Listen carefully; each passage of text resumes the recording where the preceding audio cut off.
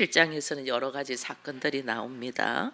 여러 가지 사건들이 나오는데 우리가 조금 눈여겨봐야 될 것은 유대인들이 이게 쭉 나오죠. 물론 그들이 바리새인도 있는 사람도 있지만은 유대인들이 쭉 나오는데, 유대인 중에서도 어떤 분류가 있냐면 예수님의 말씀을 가르침을 받고 그 말씀의 가르침대로 삶으로 살아가려고 말씀을 배우는 사람이 있냐면, 또 유대인 중에는 예수가 기적과 표적을 일으키니까 그냥 예수를 따라다니는 군중들이 있어요.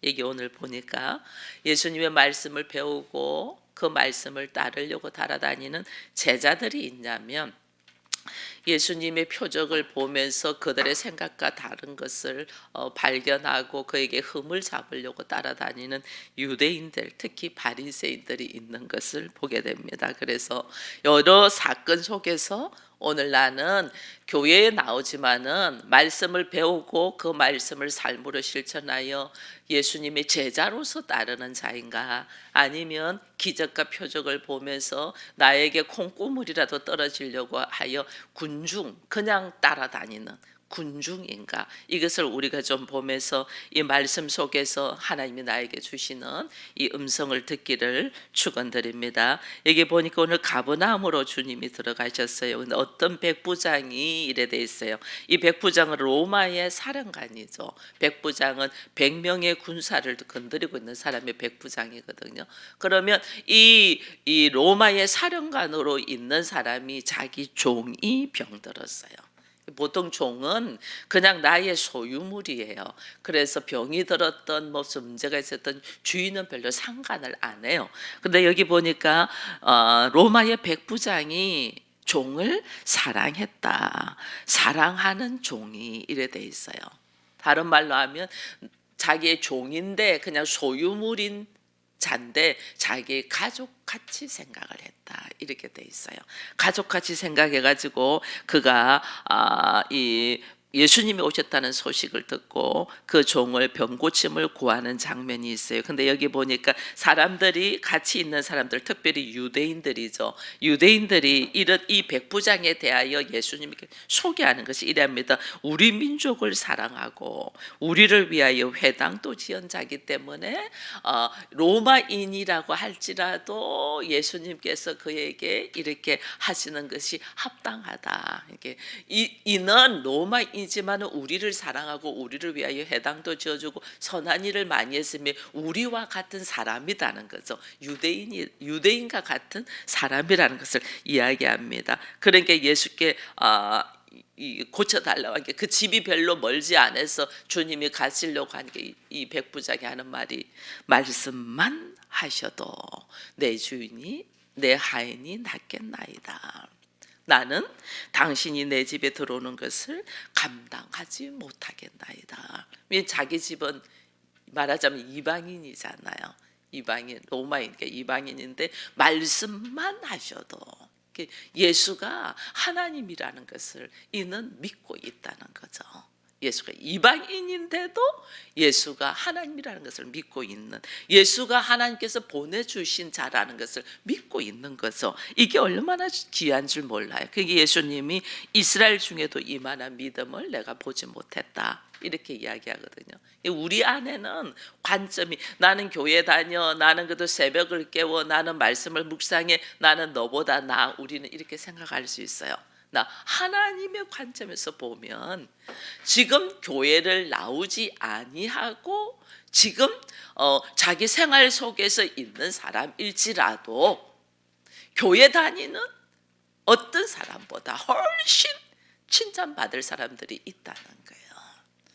로마의 백부장, 유대인들 같이 다니고 있어요. 오히려 유대인들이 백부장을 예수님에게 소개를 하지 않나요? 이는 우리 민족을 사랑하고 회당도 지어주고 선한 일을 많이 한 사람이니 이 사람의 이 간청은 들어줄 만하다라고 소개를 할 정도거든요. 근데 우리 주님은 보시면서 이스라엘 중에도 이만한 믿음이 없다.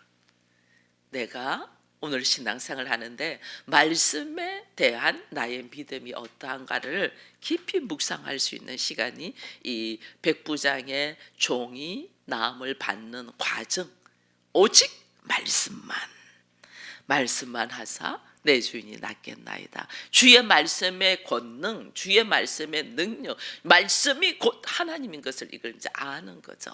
그래서 우리가 말씀이 곧 하나님이라는 걸 알 때는 하나님의 말씀이 딱 떨어질 때 아멘으로 받아들이는 사람과 에이 그거는 내가 좀 생각해 봐야 되겠는데 하는 사람과는 완전 차이가 나죠.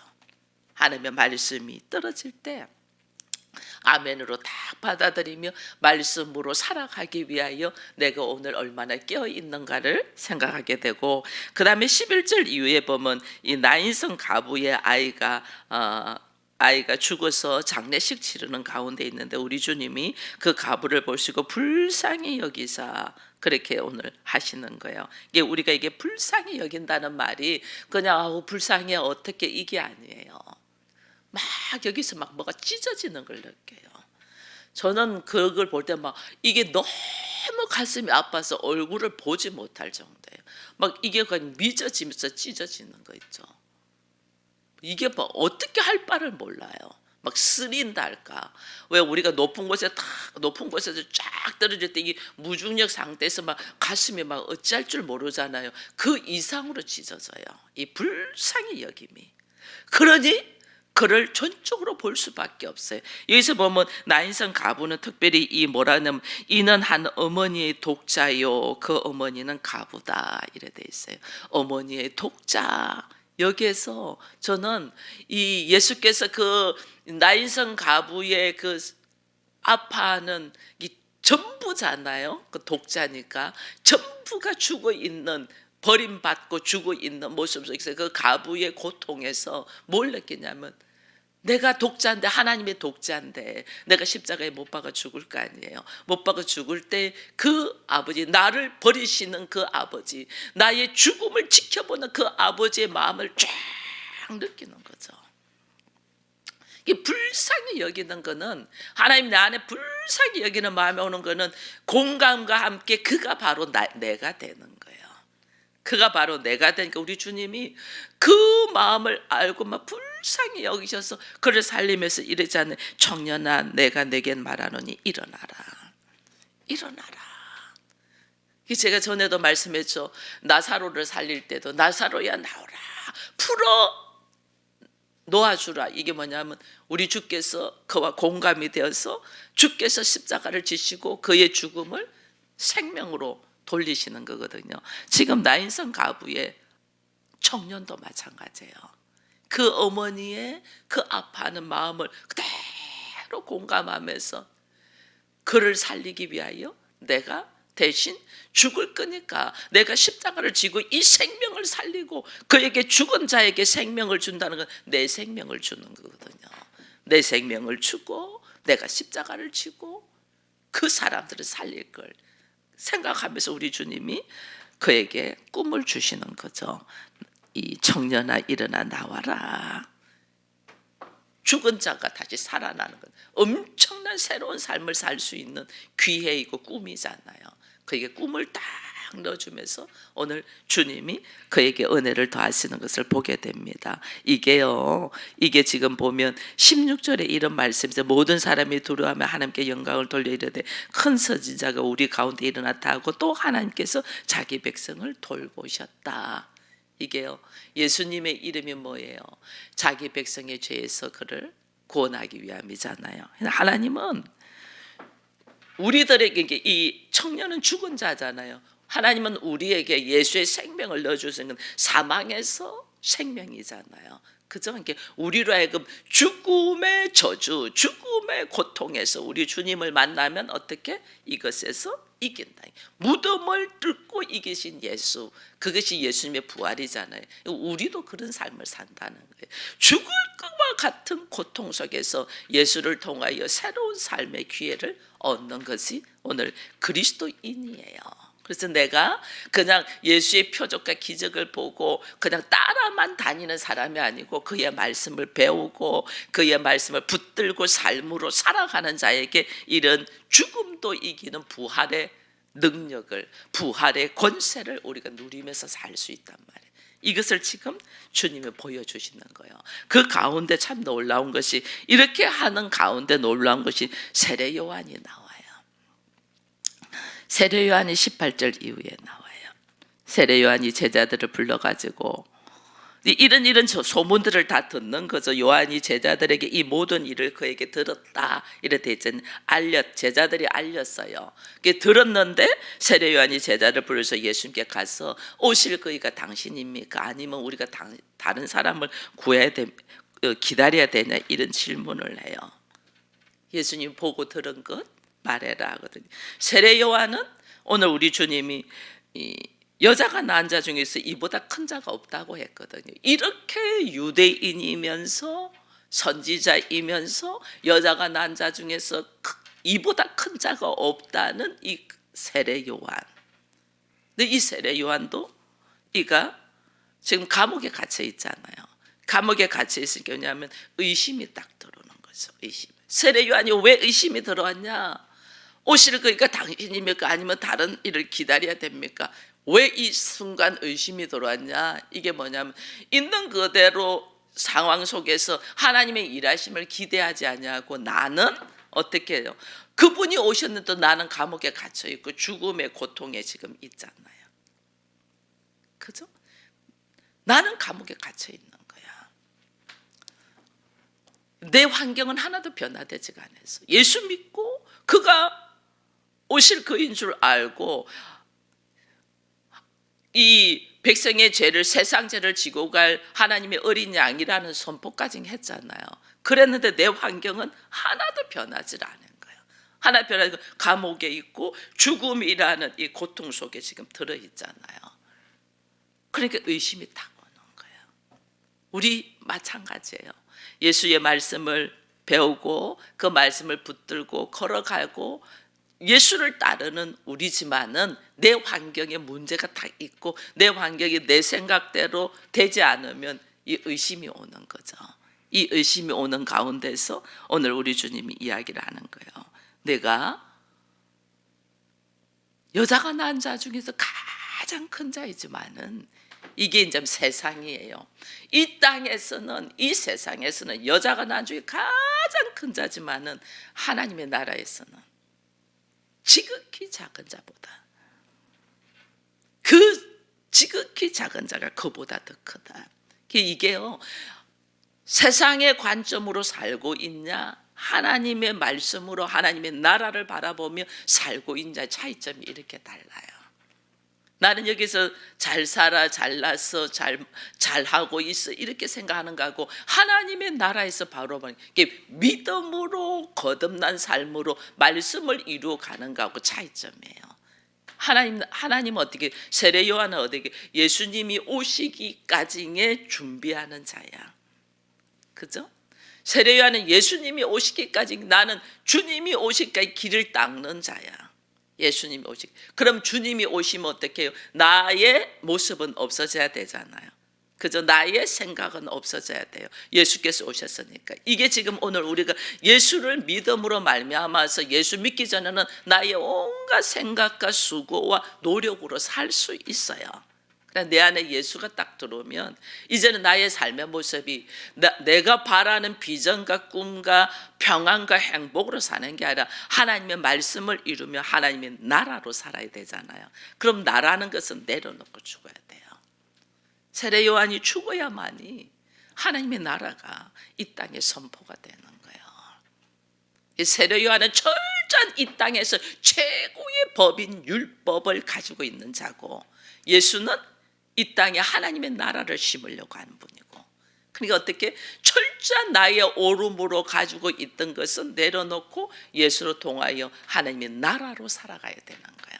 그래서 오늘 우리의 걸어가는 걸음이 하나님의 나라로 살아가느냐 아니면 이 세상에서 가장 오름으로 살아가느냐 이것이 지금 세례 요한과 예수님의 관계예요. 그래서 여자가 난 인생 중에서 가장 큰 자이지만은 하나님 나라에서는 지극히 작은 자도 이보다 크다. 이게 완전 뒤집어져야 된다. 우리의 개념과 관점들이 예수를 통하여 내가 예수를 믿고 말씀에 의지하여 살아서 하나님의 나라를 이룬다는 것은 내가 가장 높고 가장 크고 가장 좋다고 생각하는 나의 생각들을 어떻게 가감하게 내려놔야 돼. 이게 지금 세례 요한과 예수님의 관계에서 보여주는 거예요. 이게 지금 28절의 말씀이에요. 여자가 낳은 자 중에 가장 큰 자가 세례 요한이다. 그러나 하나님 나라는 지극히 작은 자보다 이보다 크다 하는 말씀이 오늘 우리에게 다시 한번 깊이 묵상할 수 있는 그 시간을 가진다는 것을 보면서 쭉 내려오면 이제 예수님이 바리새인 집에 들어갑니다. 36절 이후에 보니까 한 바리새인 집에, 그 바리새인의 이름이 시몬입니다. 그 시몬이 이제 바리새인이 예수님을 초청했다는 것은 이거는 뭐 보통 대단한 것이 아닙니다. 그래서 바리새인의 집에 예수님이 초청받아서 들어갔어요. 그런데 이 집에 예수님이 계신다는 줄 알고 한 여인이 예수님에게 와서 그의 눈물로 발을 적셨다. 얼마나 울었다는 거예요. 얼마나 울었으면 눈물로 발을 씻을 만큼 울었다. 그러고 자기 머리털로 그것을 닦아내었다. 그 이야기를 합니다. 그것만 한 것이 아니라 이 발에다가 보통 손등에다가 입을 맞추고 이러시는데 발등에다가 발에다가 입을 맞춘 그의 발이 나의 얼굴에 입은 이 인격이잖아요. 그것을 발에다가 댄다는 거죠. 그의 발에다가 입 맞추고 그리고 향유를 부었다. 이게 바리새인인 시몬과의 이야기 속에 오늘 우리 주님이 이야기하시는 거예요. 바리새인은 철저히 말씀을 알고 말씀에 의지하여 살아가는 사람이 바리새인이에요. 그렇죠? 근데 이 향유를 본 여인은 지금 그 여인이 엄청난 죄인이라는 것을 지금 이야기하잖아요. 예수께서 예수가 좀 만약에 선지자면 저 여자가 어떤 죄를 지은 여자는 거 알 건데 나는 나는 깨끗한 자, 나는 괜찮은 자, 저 여인은 죄인, 지금 이래 돼 있어요. 이 지금 전체적으로 7장에서는 이걸 지금 이야기하는 거예요. 요한과 예수를 가지고 이야기하면서 백부장과 예수를 따르는 유대인 이야기하고, 그 다음에 나인성 가부, 보잘것없는 가부잖아요. 가부는 그죠? 보잘것없는 가부인데다가 거기다가 또 자식 하나 있는까지 죽어버린 정말 천대시 되는 여인을 하나님께서 또 이렇게 세우시는 일과, 그 다음에 바리새인인 시몬과, 그 다음에 죄인인 한 여인, 향유를 부인 한 여인, 이렇게 지금 주님이 우리에게 너는 어떤 모습이냐고 지금 계속 말씀하시는 거예요. 7장에서는. 그래서 오늘 향유를 보면서 이렇게 저 여자가 어떤 여자인가, 예수가 선지자면 알 건데 어떻게 하나 보자라고 이제 있는 가운데 자기 오름 속에 딱 있잖아요. 있는데 예수님이 이런 말씀을 합니다. 사랑에 대한 이야기예요. 네가 나를 사랑하냐 이거예요. 누가 더 사랑하겠느냐. 옳다. 네가 저 여인이 참 죄를 지은 여인이라고 말하는 걸 옳다. 맞아. 저 여인 죄를 지었어. 그런데 이게 50데나리온과 500데나리온의 빚이 있는데 그걸 다 탕감해 주면 누가 더 훨씬 많이 탕감받은 자고 누가 더 그 은혜를 기뻐하기는 게 금액이 많이 탕감해. 옳다. 저 여인은 죄를 많이 지은 자인데 탕감되었어. 사함을 받았어. 그래서 그의 모든 인격을 걸고 나를 사랑하는 모습. 너는 나를 너희 집에 초청했지만은 발 씻을 물도 주지 않았어. 너는 원래 유대인들은 사람들 초청하면 발 씻을 물을 주고 발을 씻고 손발을 닦고 들어가게 돼 있는 거죠. 근데 넌 발 씻을 물도 주지 않았어. 이 여인은 비싼 향유로 나에게 붓지만은 너는 감람유 싼 기름이에요. 우리로 말하면 식용유 정도예요. 너는 감람유도 주지 않았어. 지금 이 이야기를 하시는 거예요. 그러면서 우리 하는 것이 시몬아, 네가 이 여인보다 나를 더 사랑하냐? 지금 그 이야기하는 거예요. 너는 이 여인이 죄가 많다고 지금 나한테 이야기를 하지만은 네가 이 여인보다 나를 더 사랑하냐?